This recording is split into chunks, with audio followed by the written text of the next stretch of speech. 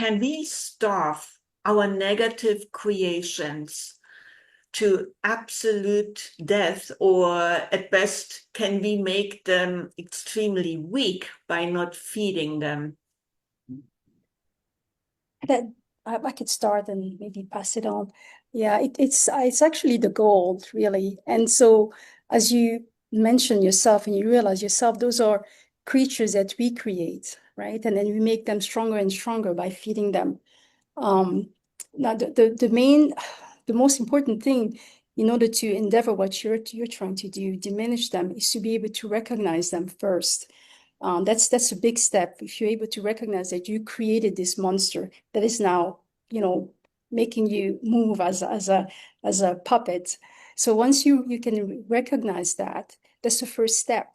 And now, as you recognize it and you're able to neutralize it in a way that you're able to dissociate from it, it will slowly shrink to the point where it doesn't even influence you anymore. I don't know if you have the examples. Sometimes you may feel like, oh, this certain situation always get me all upset. And these situations push my buttons, but all of a sudden it doesn't push your buttons anymore. So in a way, you have been able to neutralize it. You've been able to realize that this is something that I've created. I've created this monster that is now overrunning me, and I need to shrink it. And you succeed when you no longer feel manipulated by those feelings.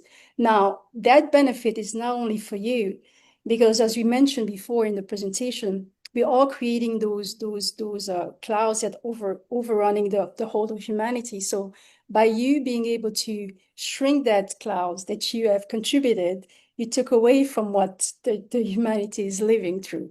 So it is absolutely possible to shrink it. First thing is to recognize that it is there, and once you recognize it, then you're able to start taking control over it and then minimizing it and help humanity at the same time. So I'll pass it on to Neto or Weishi. Maybe I'll go after Wuji this Okay. time. Okay. Okay. I wanted to add that just think about it as the way we breathe. If you breathe, you have the apparatus of your nostrils to breathe. Imagine you were in a different environment.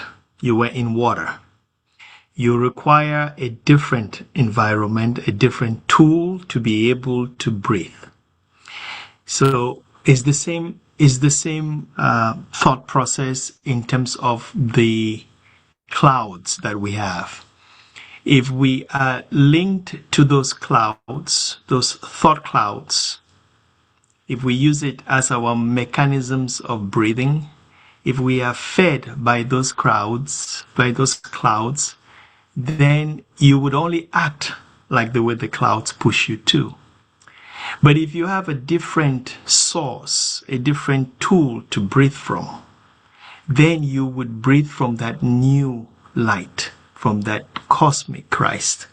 And that requires a new mechanism of how you breathe, of how it influences your life, how it changes your subtle bodies, and all of that. So think about the tool you need for connectivity.